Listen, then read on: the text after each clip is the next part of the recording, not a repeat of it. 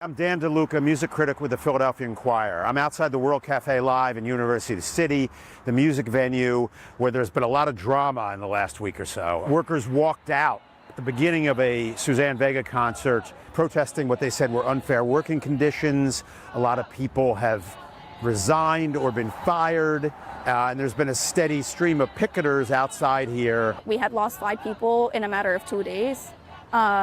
We just couldn't take it anymore, and we decided to write up a list of demands, such as pay transparency, respect, commitment to the Philadelphia community and artists that our mission statement sort of like stands for. I was just inside the venue talking to Joe Callahan, the new CEO of World Cafe Live, took over this spring from founder Hal Real. I spoke to Callahan about that, and there's these rumors that maybe with shows being canceled that the venue is going to go under or won't exist anymore. And basically he said, absolutely not. The World Cafe Live is here to stay. 100% confident nothing's going to happen, that this place will remain open in perpetuity. We have such a strong groundswell of multiple supporters that have reached out to want to understand what's going on. Right?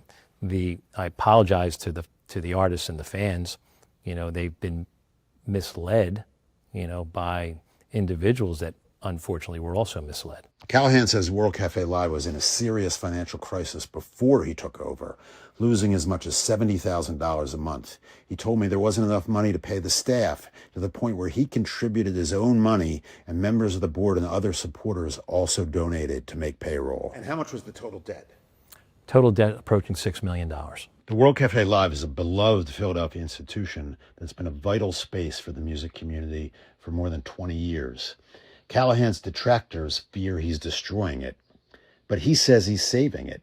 I came up with a plan to increase revenue and to drive growth in the new realm of music globally. He believes the future is in the metaverse, where band performances can be accessed anywhere in the world through 3D representations of artists. This environment is then projected digitally in a spatial volumetric manner, so that you as a fan can consume that on your Apple Vision Pro or your Meta headset, so as if you're in the environment. I think there's been a narrative that's been shifted, that this is a group of people that are terrified of change and terrified of technology.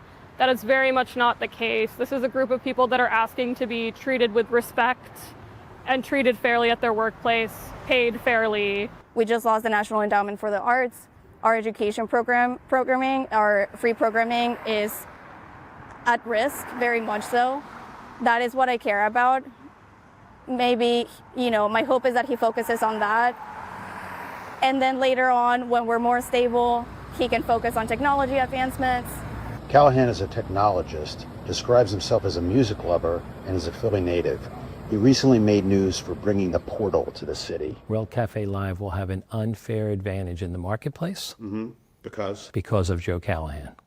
Okay.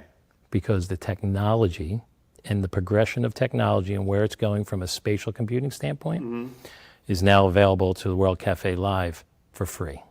Since Callahan has come on board, the venue's COO and general manager, programming director, and ticketing and guest service manager have all resigned. It became harder and harder to do our jobs. Employees like Arely Pena walked out of their shifts during a recent concert.